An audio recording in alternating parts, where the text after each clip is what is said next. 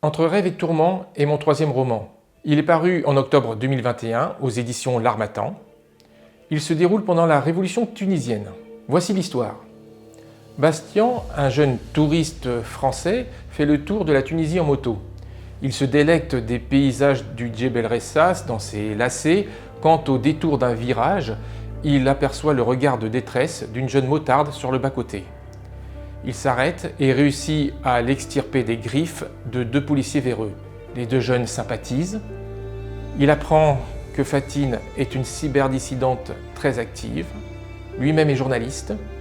Ils décident de s'unir contre la dictature sans se douter de l'aventure effroyable qui les attend.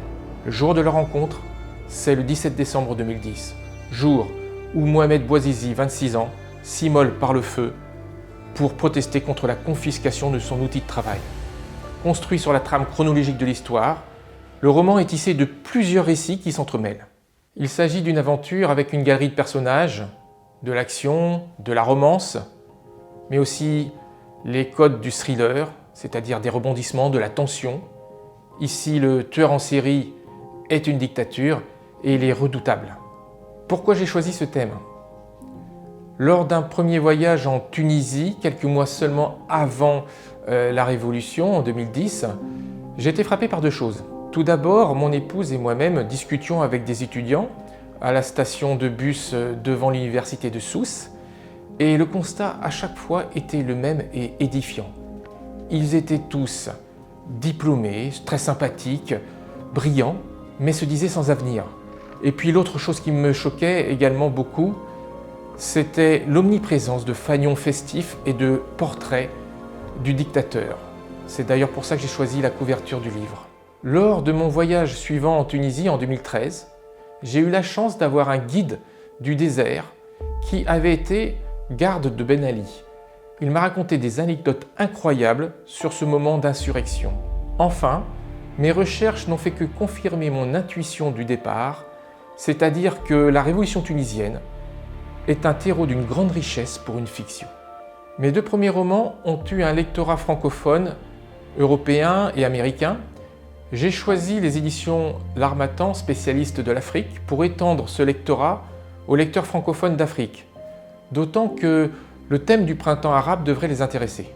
On peut observer sur Internet de nombreux retours et coups de cœur. Mais ce qui est intéressant de constater, c'est que ces retours positifs ne sont pas tous dus à la même raison. Certains ont apprécié l'aventure, le frisson, d'autres la romance. Certains, comme le magazine Branche et Culture, ont vibré d'émotion et d'empathie pour le peuple tunisien au point de ressentir une profonde émotion d'égrégore. Enfin, la plupart des lecteurs disent également qu'ils ont appris ou mieux compris ce moment d'histoire à travers la fiction. Pour terminer, je vous propose deux citations. Le signal de l'opération Tunisie est donné. Une légion de 8000 hackers du monde entier lance l'assaut contre les sites web gouvernementaux de Tunisie. Fatine en fait partie. Surexcitée, elle écrit en anglais sur le chat d'Anonymous « Maintenant, déchaînons les furies de l'enfer ». Voici une deuxième citation. Que s'était-il passé ?